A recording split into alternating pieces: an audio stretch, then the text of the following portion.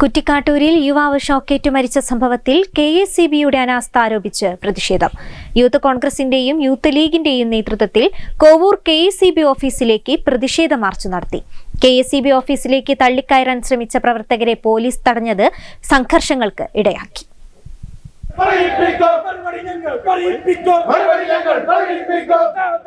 പൊട്ടിക്കിടന്ന വൈദ്യുതി ലൈനിൽ നിന്നും യുവാവ് ഷോക്കേറ്റ് മരിച്ച സംഭവത്തിൽ പ്രതിഷേധം കനക്കുന്നു.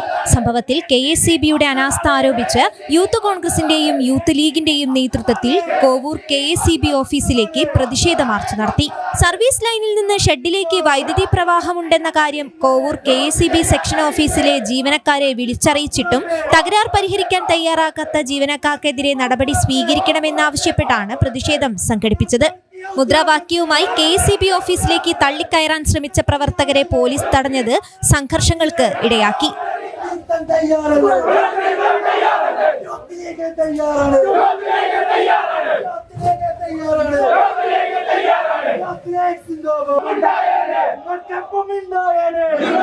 കോഴിക്കോട് മെഡിക്കൽ കോളേജ് മോർച്ചറിയിൽ മുഹമ്മദ് റിജാസിന്റെ പോസ്റ്റ്മോർട്ടം നടപടികൾ പൂർത്തീകരിച്ചതിനു ശേഷമാണ് പ്രവർത്തകർ പ്രതിഷേധ മാർച്ചുമായി കെഎസ്ഇബി ഓഫീസിലേക്ക് എത്തിയത്. പ്രതിഷേധം തടയാൻ ശ്രമിച്ച പ്രവർത്തകരെ പോലീസ് തടഞ്ഞത് സംഘർഷങ്ങൾക്ക് ഇടയാക്കി. തുടർന്ന് ഇരുവിഭാഗങ്ങളുടെയും നേതൃത്വം ഇടപെട്ടാണ് സംഘർഷാവസ്ഥയ്ക്ക് പരിഹാരം കണ്ടത്.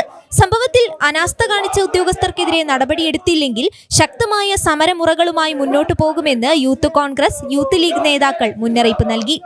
News bureau, Kozhikode.